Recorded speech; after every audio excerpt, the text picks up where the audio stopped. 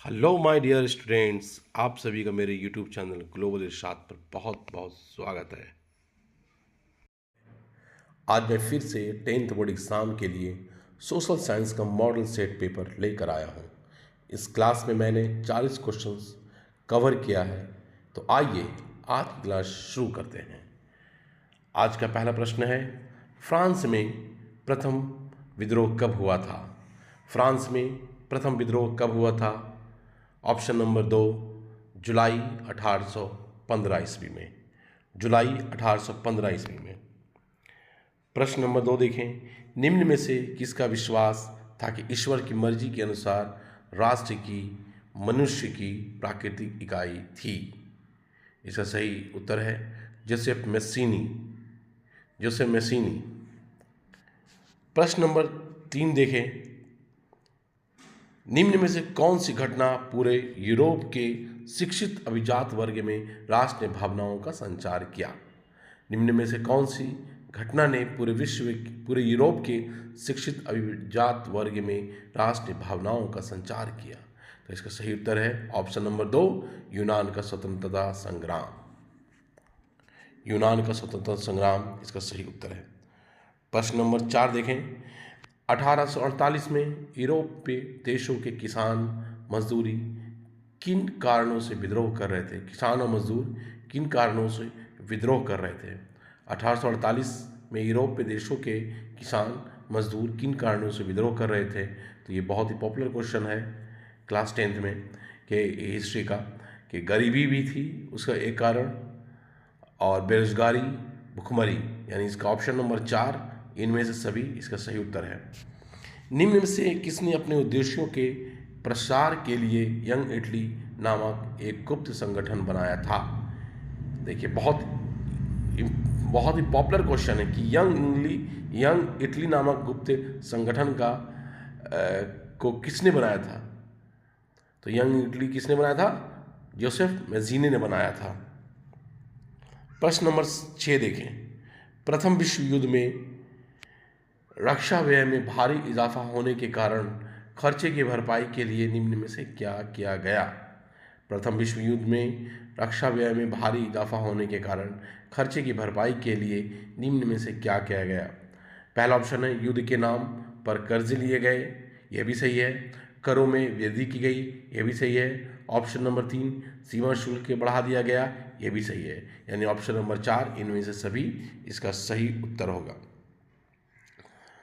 अब देखिए प्रश्न नंबर 7, अहिंसा का धर्म सही भारतीयों को एकता के सूत्र में बांध सकता है? ये प्रश्न है, ये विश्वास किनका है?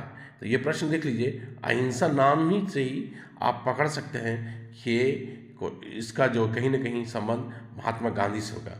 तो ये प्रश्न जो है फिर से मैं पढ़ दे रहा हूँ कि अहिंसा का धर्म सभी भारतीयों को एकता के सूत्र में बांध सकता है, यह विश्वास किनका था?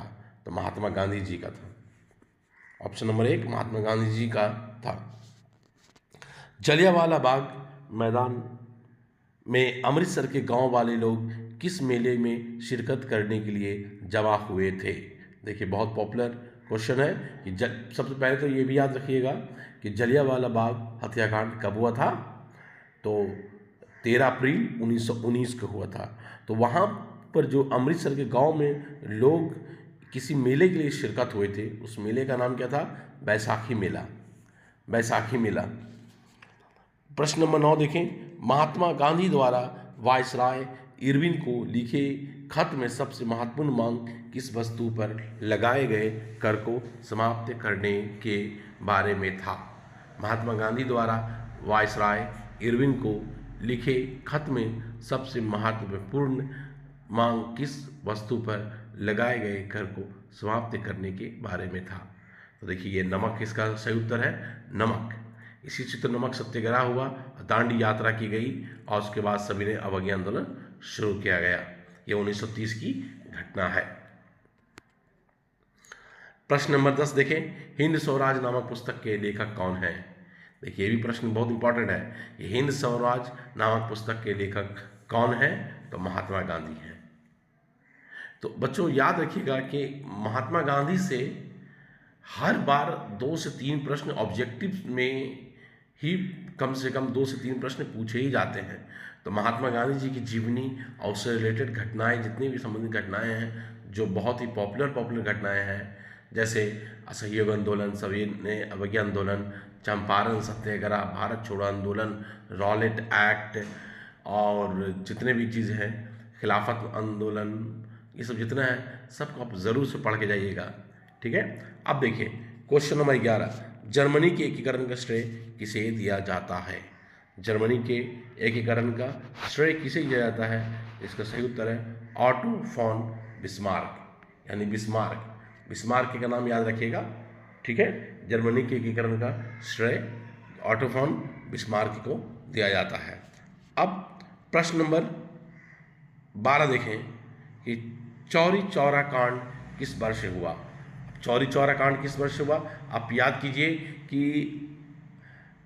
असहयोग आंदोलन चल रहा था, उसी दौरान 1922 में 4 फरवरी को यूपी में चौरी चौरा कांड हुआ था। ठीक है।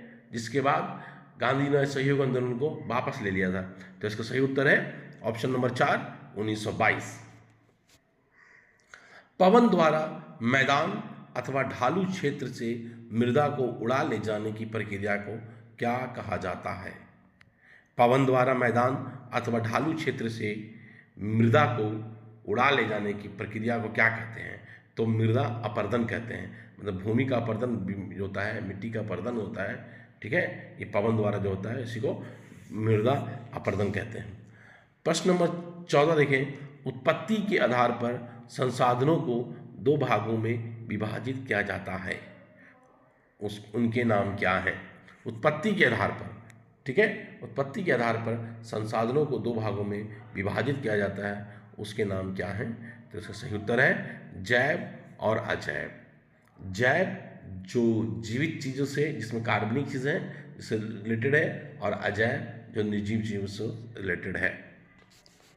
अब देखें प्रश्न नंबर 15, निम्न में से किस मृदा को रेगुण मृदा पी कहा जाता है?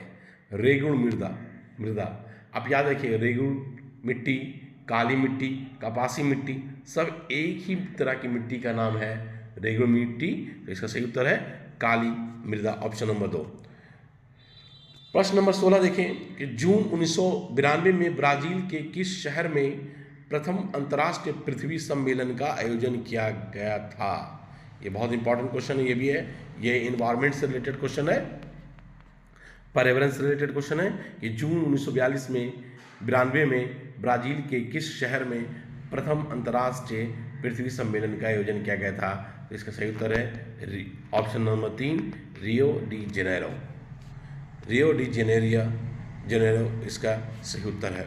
अब प्रश्न नंबर 17 देख रहे हैं, निम्न में से भारत के किस राज्यों में खनिज और कोयले के प्रचुर भंडार हैं? यहाँ पे मेन है कि कोयले के भंडार के बारे में हो रहा है और खनिज के भंडार। तो इसमें सब में झारखंड तो कॉमन है। ठीक है।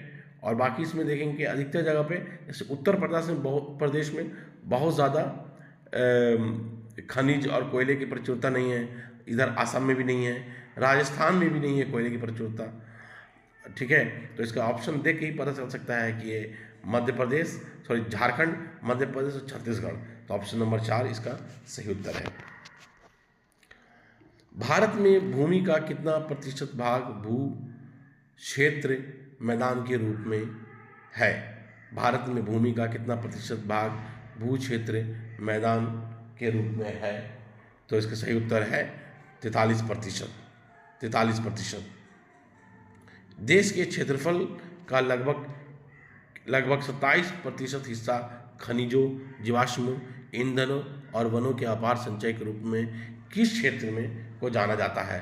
तो इसका सीधा आंसर है पठारी भाग।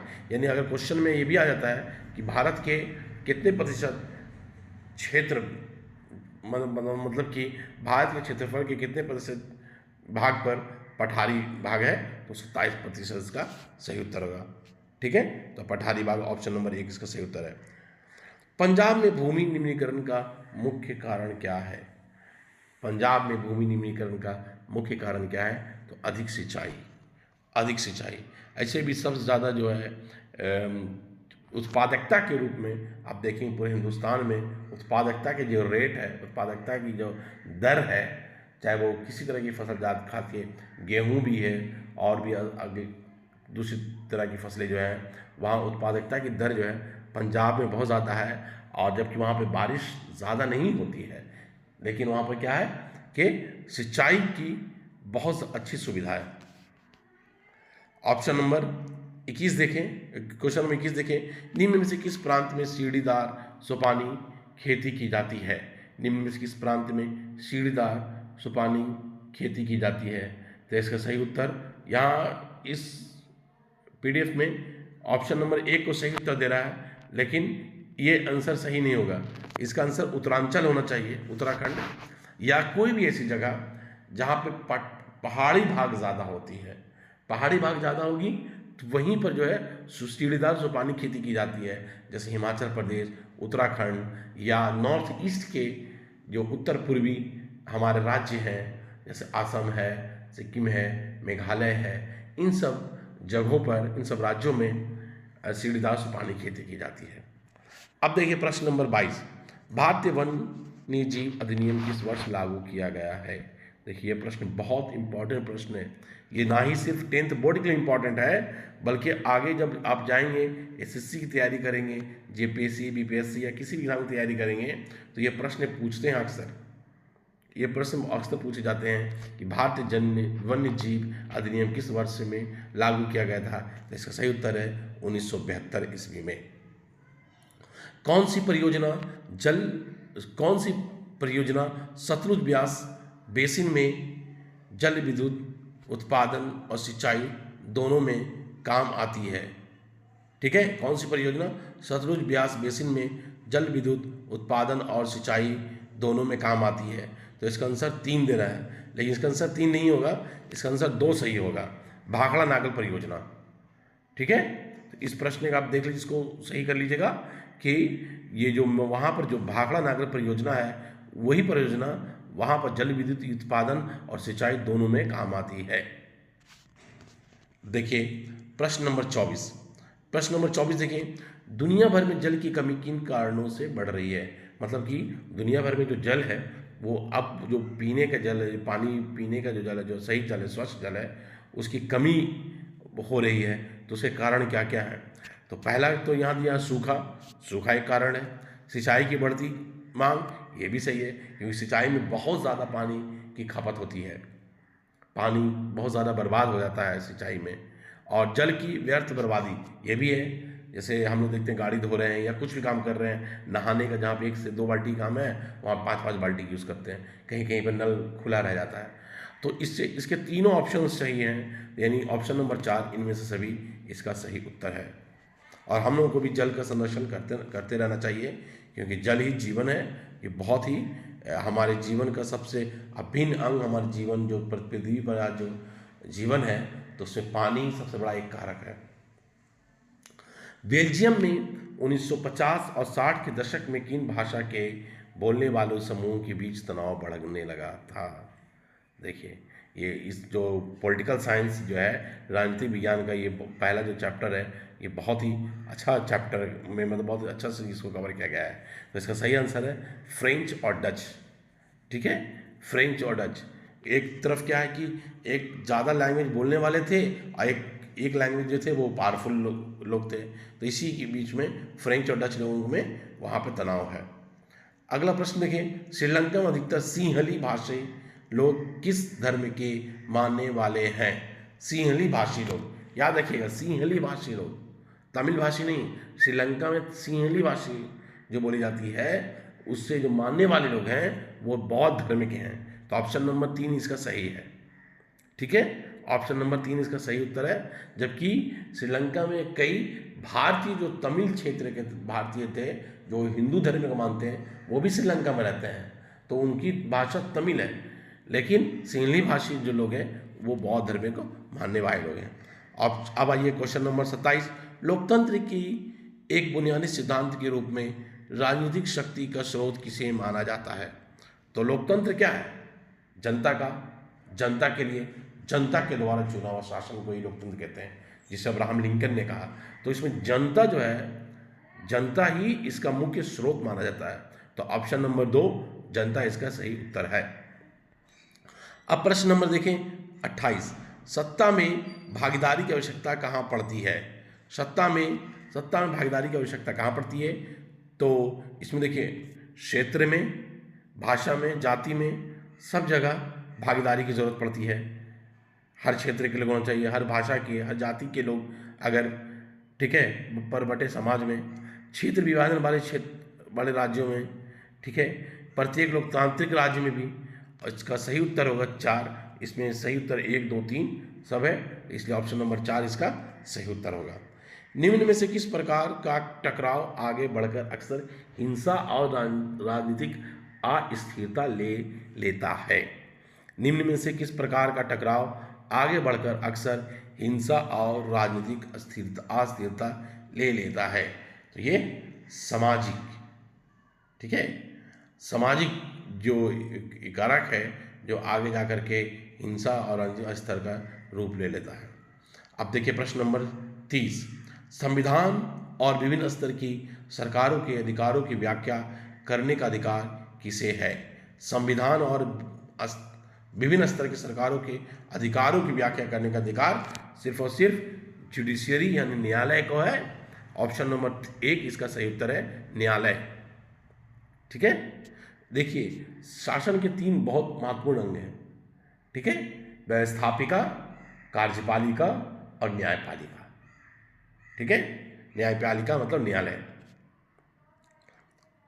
अब क्वेश्चन नंबर 31 देखें, पुलिस, व्यापार, वाणिज्य, कृषि और सिंचाई जैसे महत्वपूर्ण विषय किन सूची के अंतर्गत रखे गए हैं?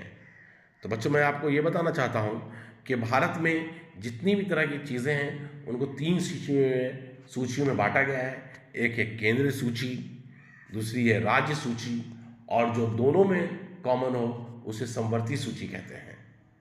ठीक है, तो यहाँ पर पुलिस है, व्यापार, वाणिज्य, कृषि, सिंचाई, ये सब जितने भी है ना, ये सब राज्य की सूची है।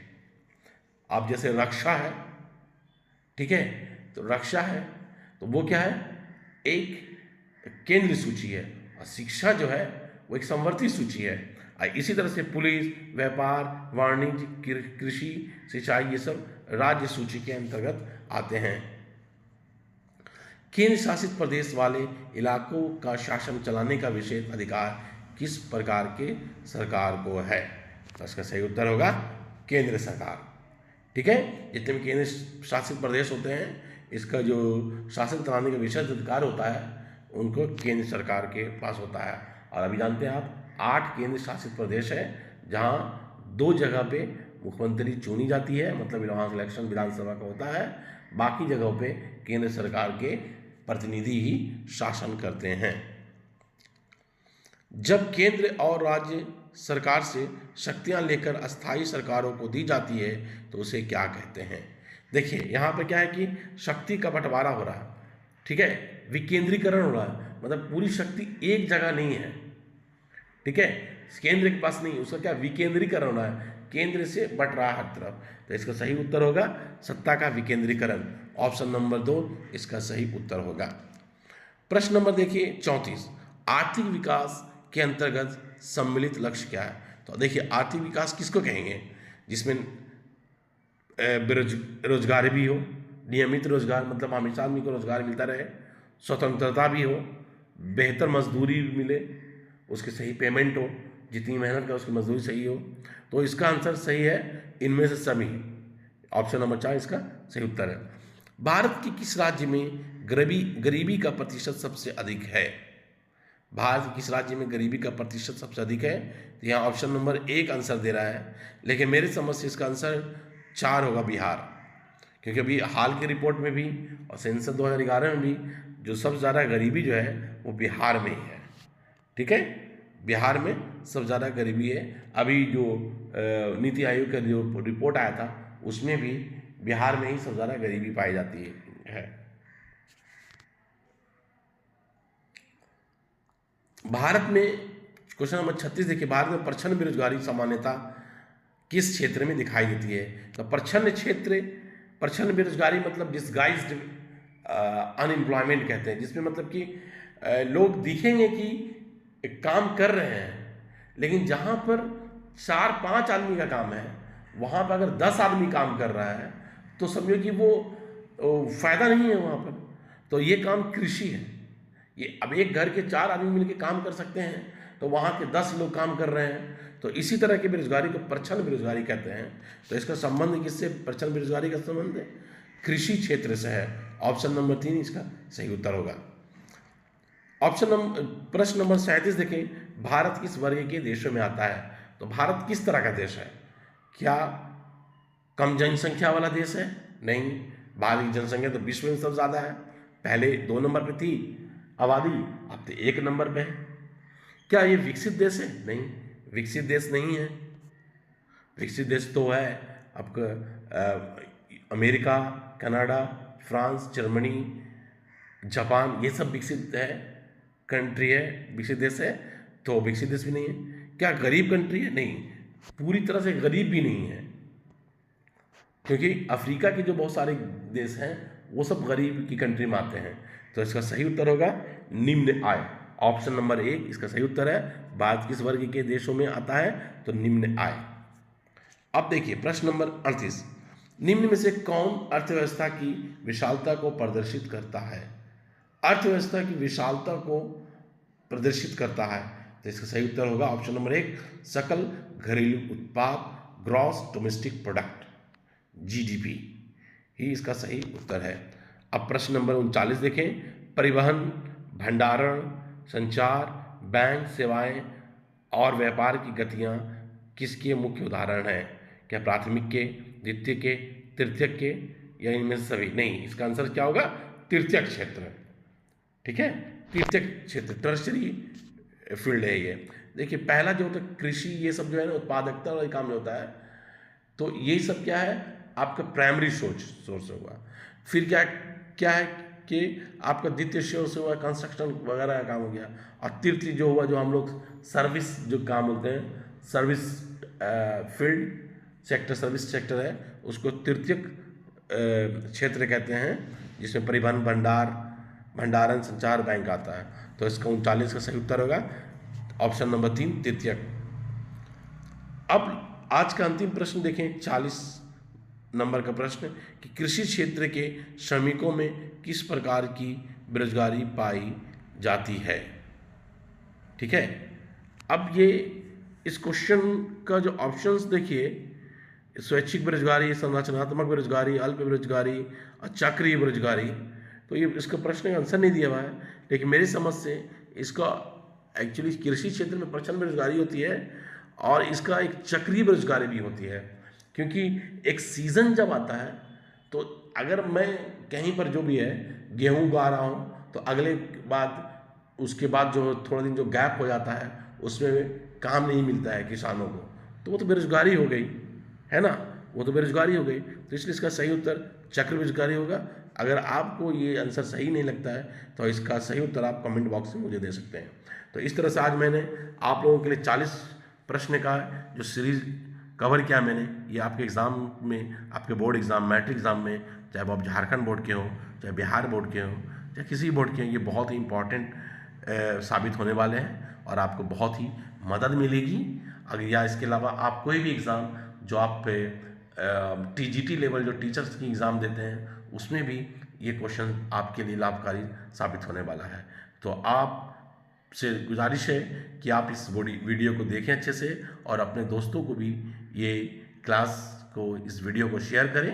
Please like, share and subscribe my channel and keep watching for your 10th board exam 2025। Thank you.